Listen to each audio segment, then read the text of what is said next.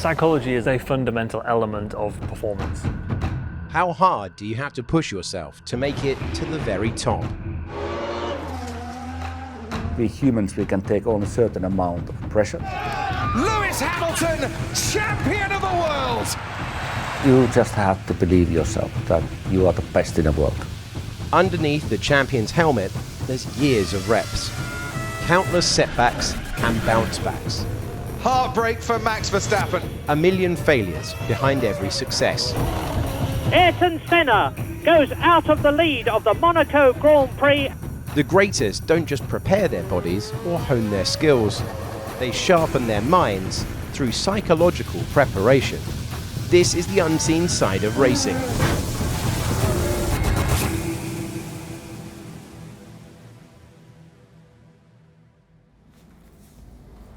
I'm Matthew Thompson. I'm a performance psychologist working in Formula One.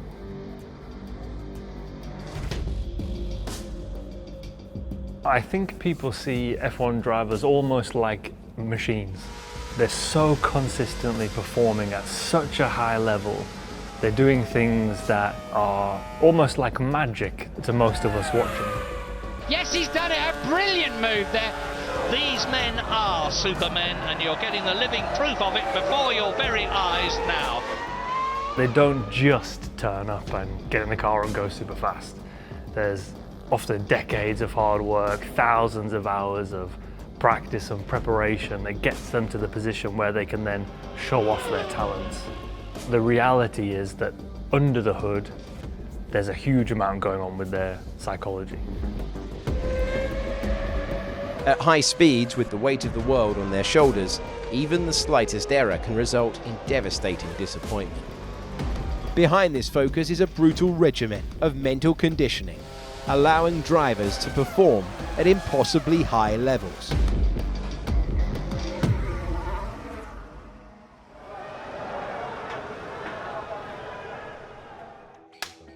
Mika Hakkinen, double Formula One world champion. Hakkinen has a look at Rubens Barrichello. Wow, that's a great move. That's a brilliant piece of driving from Mika.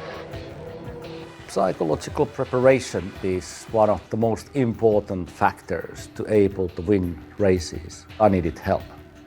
I was losing 7 years in Formula One, my career. So you want to be the best. If you want to be a world champion, you cannot count anything away. Everything is important to make you a better racing driver. Something that's really important to understand about top-level drivers is that they have a growth mindset. They are not happy with where they are right now. They believe they can be better, they will be better if they work on something and improve it. They have to be physically fit enough to be able to consistently perform at their best in challenging conditions. And they also have to be psychologically focused on the right things at the right time and in their ideal performance state to be able to access those talents and skills. Testing, practice, simulator, visualization, watching onboard footage, all of those things help. In the ways that the cars have huge amounts of development to get to this level of pinnacle, the drivers, it's a similar process.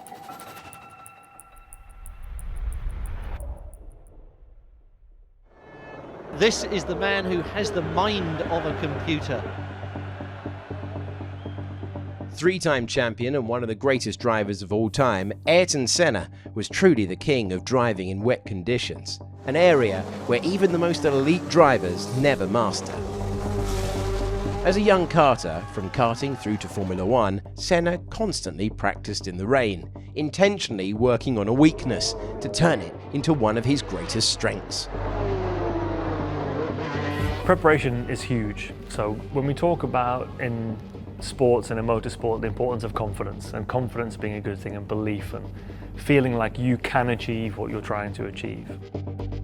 This confidence, it develops over the years. You have to believe that you are the most talented driver out there. You have to even be a little bit naive to thinking about that way, because there's absolutely great drivers out there.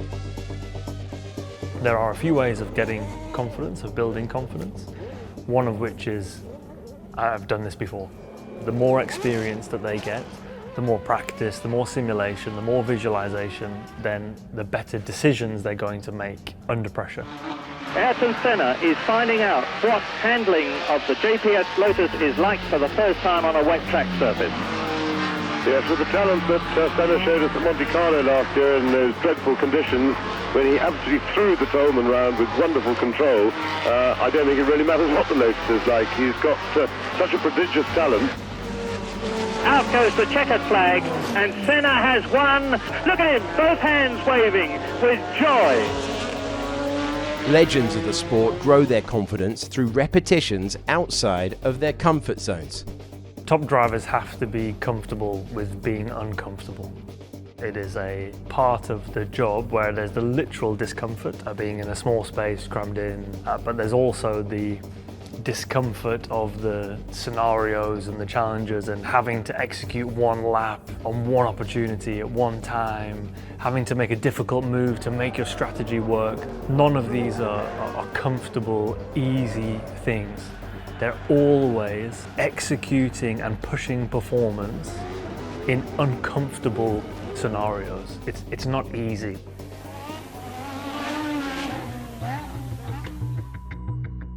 One thing that's a myth is that in Formula One that these guys are on their own.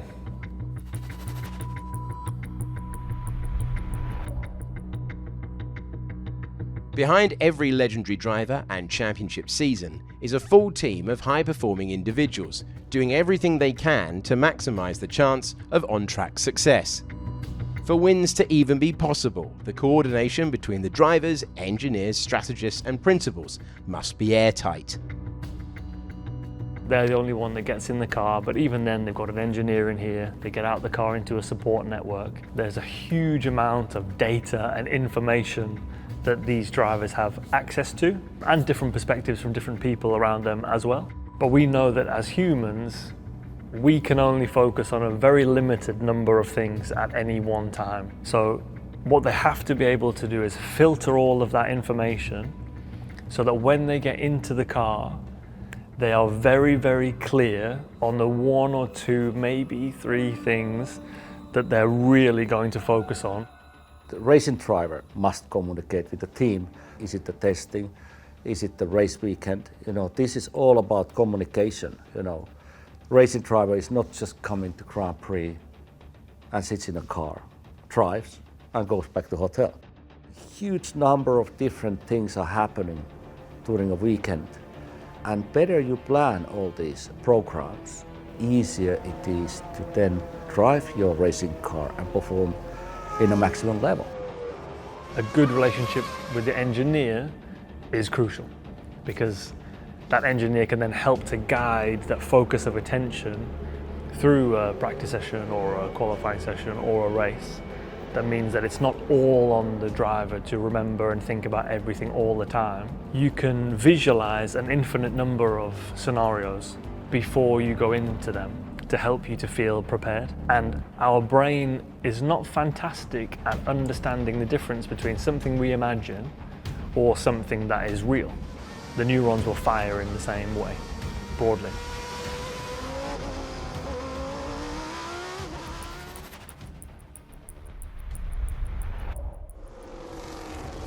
Lewis Hamilton takes the lead of the Turkish Grand Prix. Those that have kept out there and saved themselves another pit stop might just find themselves in a very advantageous position. Hamilton only stopped the once. The World Championship record is equalled. Lewis Hamilton wins the Turkish Grand Prix and is a 7-time champion of the world. This is what we do as a team, we continue to try to improve our communication so that we can make moves forwards, and just kept my head down, just kept believing that I'd eventually pick up pace of some sort at some stage, and that's what I did. The results of in-depth planning and execution are devastatingly effective. But for a driver to effectively store all this information is easier said than done. There's can be 30 engineers who you're communicating for the little details constantly all the time. So you're burning a lot of energy during the race weekend. At the end of the day, we are not different than any other people. This is our passion. Racing is our passion. We love it. When you love what you do, the information is much easier to take. They're visualizing and they're imagining, if I go this way, if they go that way, if they get a great start, if they don't get a great start, if I get a great start. All of those different scenarios, that's all preparation, so that then when they're in it for real, they can make those what look like instinctive reactions and decisions. It's often a product of all of that experience and preparation. Of course, it takes energy, and you have to be able to fit it in at the right times. So immediately before a driver's getting in the car, it can be unhelpful for them to be given new information because they've already processed and prepared. They get their helmet on, they'll move towards the car, they'll have the last check-in on radio with their engineer for clarity, they'll get into their car. All of this is a build-up to help them to get into that ideal state where there is nothing else in the world. It's just this car, this track, and going as fast as I can. Through it all, the truly special ones find a way to still the noise. A way to never lose sight of their single goal. To stay focused in a frenzy of instructions and screaming engines. And in the moments before the race, final touches prepare them for victory.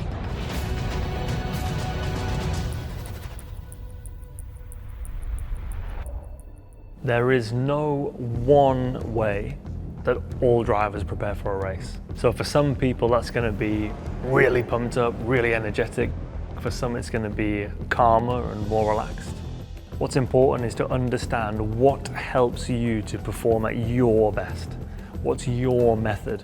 And then they're the strategies that we'll use to help them to get into that ideal state. So the warm-ups with their performance coach, the deep breathing in their driver room, the visualization, and then that routine of getting their suit on, putting their helmet on, getting into the car, and getting ready to go. Before the race, before the practice, before the qualification, you must have certain routine what you do. Personally, I had a routine that I need to be quiet at least half an hour. I need to go to the room, be quiet. Yes, there can be some close person who you're working with. I never didn't want to be alone. Because then I start thinking too much. Just rest, think. Bring your memory in a level that you know what is good in a car, how you're gonna get best out of the car.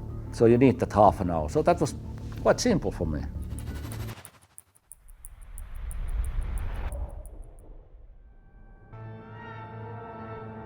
World Championship race in 98 in Suzuka.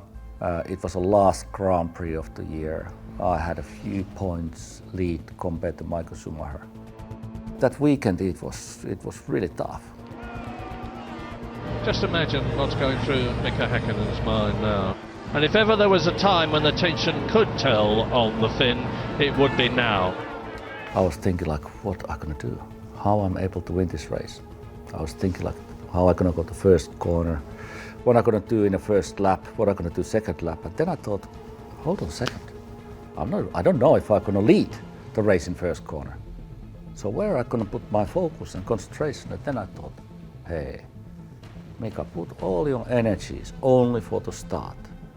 So when the light goes off, just focus on that. I thought I just have to go for it. I just got to make a best start in my life. And it worked. It worked.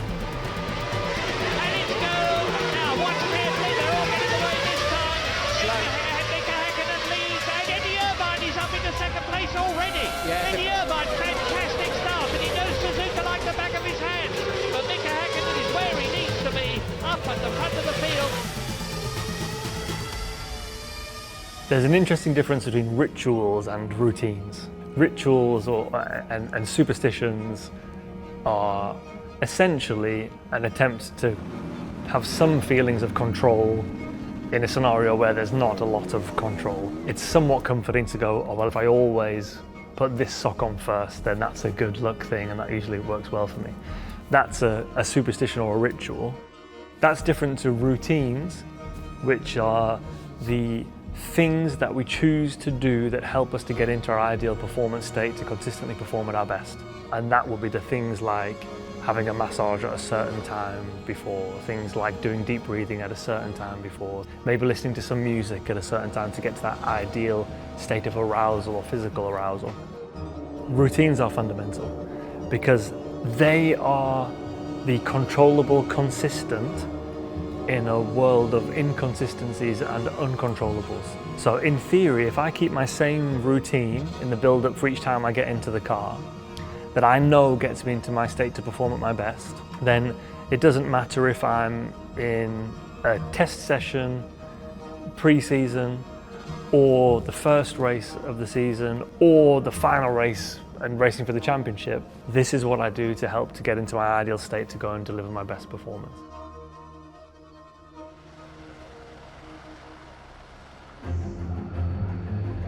Teams watch nervously as their relentless work comes to fruition, right in front of their eyes. As the lights out moment approaches, tensions run higher and higher.